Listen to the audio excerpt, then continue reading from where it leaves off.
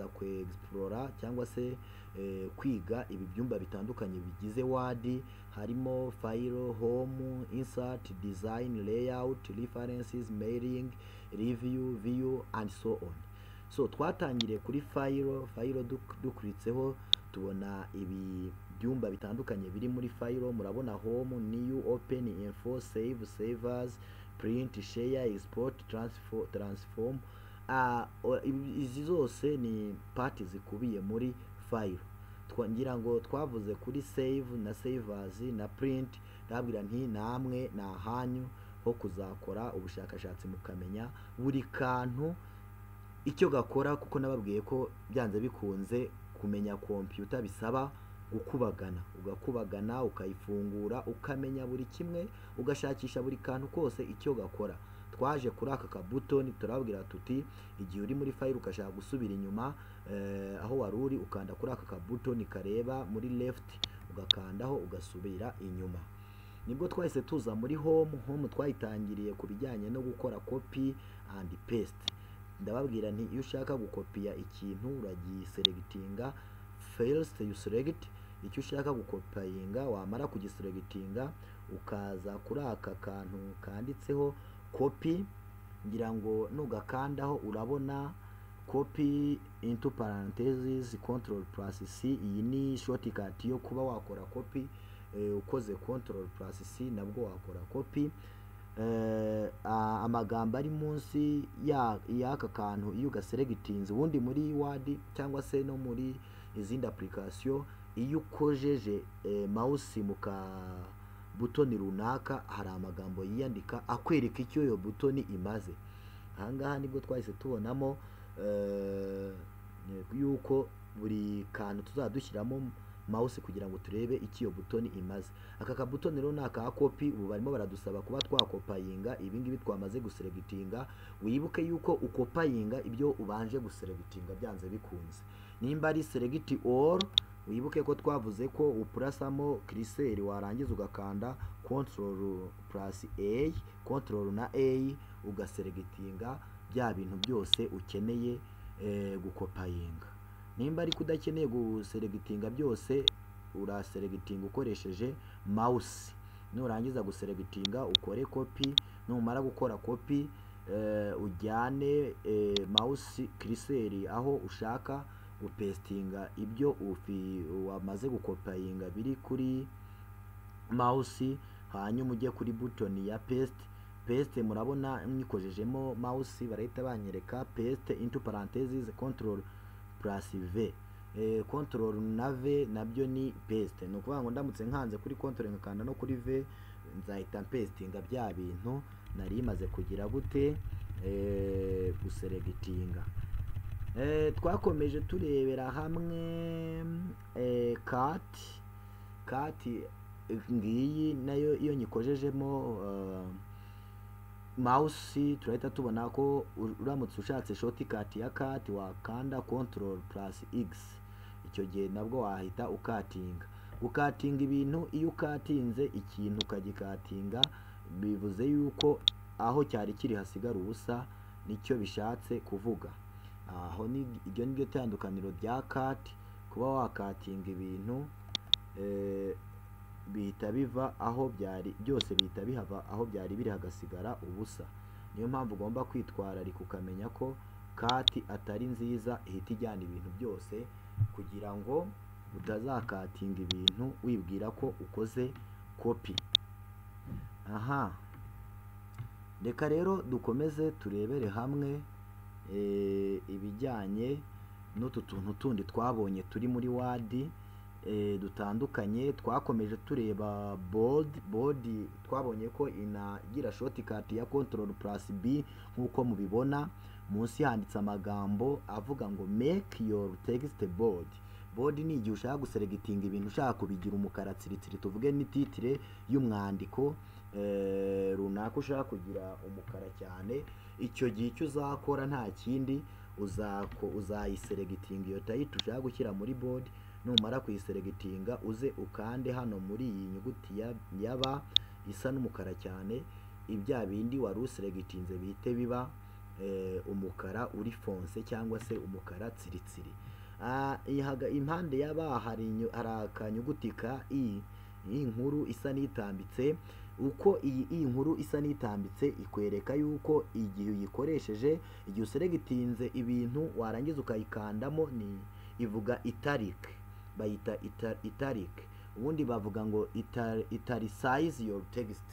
Italicize your text ni uburyo text yawe ugomba icyo waseregitinze ugakanda muri iyi nyuguti ya i, bya bindi waseregitinze bigahita byitambika. Ngira ngo murayibona nko nk'iyi strike through nari seregitinze, iyi sigirite isa n'iyitambitse.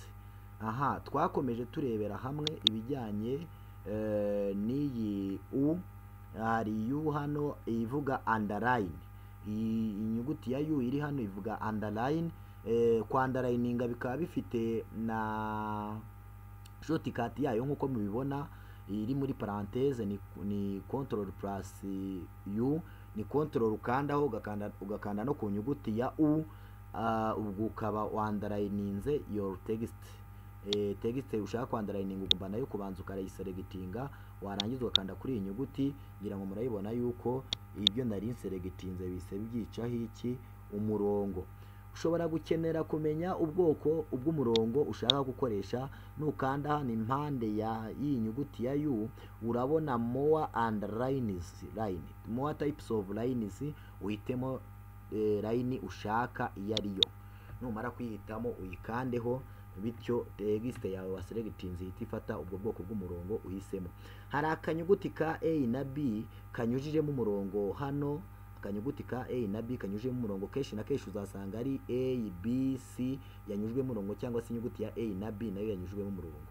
Bishatse kuvuga ko igihe useregitinze ibintu ugakanda muri utu tunyuguti tubiri tunyujijwemo umurongo, ibyo wari useregitinze nabyo bihita byinyuzamo umurongo. Bisa n'uburyo bwo gusiba ikintu ariko ugisibye ukinyujemo umurongo, utagisibye burundu, ahubwo urimo nk'ikwigisha ukereka abanyeshuri ko icyo ngicyo wari uhisemo atari cyo, cyangwa se atari cyo gikwiye. Ushobora guseregitinga ukanyuzamo mwene aka karongo gutya, bityo nabwo bakaba bagize bate, barabibonye. Twabonye undo na redo, akarongo gasa n'agatambitse ukuntu, nubwo hano wenda ntarimo ndakabona, nako twarakabonye uburyo gakora. Undo na redo, uburyo ibintu uba wagiye ubikora gutya, ariko ukagenda ubivugurura ubisubiramo kugira ngo bisubire uko byari bimeze. Twakomeje tureba kandi uburyo how you can change the color, uburyo wahindura ibara ry'inyuguti zawe, aho useregitinga ubundi ugakirika kuri iyi a ifite ibara munsi yayo. Ngira ngo murabona iyo nyikiritseho barambwira ngo change the color of your text, ucenjinga color ya text yawe. Ubwo icyo gihe nicyo uba ushaka gukora mu by'ukuri. Iyo useregitinze ugahita ugakandaho hano, ya text yawe wari useregitinze ihita ifata color iri munsi y'inyuguti ya a. Tuzakomeza rero turebera hamwe ibijyanye n'utu tuntu twose dukubiye muri Microsoft Word. Murabona twavuze kuri home yonyine, nubwo nayo itararangira. Twabonye n'uburyo ushobora guseregitinga ibintu ukaza ugahindura type ubwoko bw'izo nyuguti ushaka, ukaba waklikika hano kuri aka kantu ugahitamo theme fonts.